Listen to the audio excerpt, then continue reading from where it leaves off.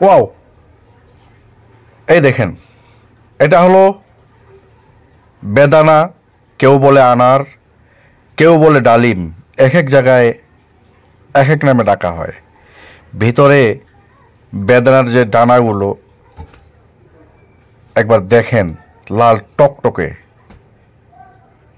Wow,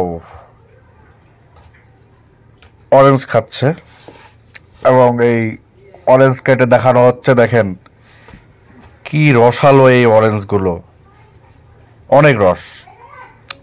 মিষ্টি আলু, মাটি উর্বর হওয়ার কারণে এখানে ফসল অনেক ফলে। মিষ্টি আলুগুলো দেখেন, এই যে দেখেন মিষ্টি আলু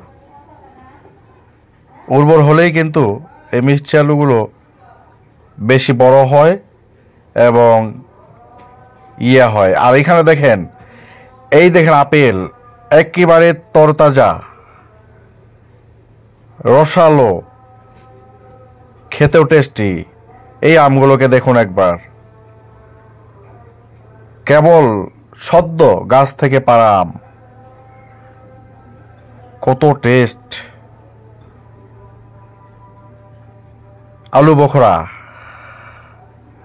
এটি হলো দেখা, ও মিষ্টি কুমড়ো। বন্ধুরা, এটি দেখুন, এটি হলো মিষ্টি আলু। কত বড় বড় মিষ্টি আলুগুলো হয়ে গেছে দেখেন একবার, ঠিক কাঁচাবার মতো। লাল আপেল, ও দেখতে যেমন সুন্দর, খেতেও তেমনই সুস্বাদু। বড় আঙ্গুর, কালো, দেখেন একবার ভিতরে। আখ, আখগুলো অনেক নরম এবং অনেক রসালো। তারপর চলে যাই, এই আখ খেতে খেতে ছোটবেলার কথা মনে পড়ে গেল। ছোটবেলায় নিজেদের আখ খেতে আমরা এইভাবেই আখ খেয়ে আসতাম। আনারস, দেখেন একবার আনারসের কালারটা আমাদের ঠিক মধুপুরের আনারসের মতো, খেতে অনেক সুস্বাদু হবে। বন্ধুরা, এই ফলটিকে একবার দেখেন, ভিতরে একটা বীজ আছে বড় আর লাল টকটকে, বাইরে মেটে ধরনের। এটি ঠিক করমচার মতো একটা ফল।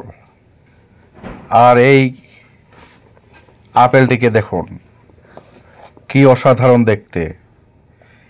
এই দেখেন আপেল বাগানে আপেল, লাল টকটকে। তাহলে এটি খেতে কতই না সুস্বাদু হবে। অবশ্যই খেতে অনেক রসালো, টেস্টি হবে। কমলাগুলো একবার দেখুন, কি সুন্দর অরেঞ্জ কালারের কমলা, পুরো গাছটাই যেন অরেঞ্জ হয়ে আছে। এই যে দেখুন পিচ ফল, ও কত আঙ্গুরের থোকা। এই যে দেখেন লাল তরমুজ, জীবনে প্রথম দেখে থাকলে লাইক কমেন্ট অবশ্যই শেয়ার করবেন। এই যে দেখেন, এটি কালো লটকন, কত ধরেছে একবারে বেরি, এক কথায়। এটি হলো শরীফা। শরীফাটা খেতে অনেক ভালো লাগে আমার কাছে। এই যে আঙ্গুরগুলো খরগোশ খাচ্ছে দেখেন। আনার, আনারটা এবার মেশিনে জুস করা হচ্ছে। আঙ্গুরের থোকাগুলো দেখেন একবার, ওফ, দেখেই খেতে মন যাচ্ছে। এগুলো হলো বেরি, ব্ল্যাকবেরি, রাসবেরি, আর এটি অ্যাপ্রিকট, অ্যাপেল।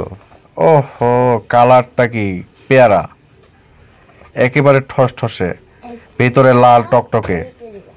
এটি হলো 3 ফল, ডুমুর। ওয়াও বন্ধুরা, দেখতে পাচ্ছেন মিষ্টি আলু ধৌত করা হচ্ছে। চলেন লুডুস তৈরি করা দেখি। প্রথমে আটার পাতলা ডো করে তারপরে এগুলোকে একটি মেশিনের সাহায্যে গরম পানিতে ছাড়া হয়।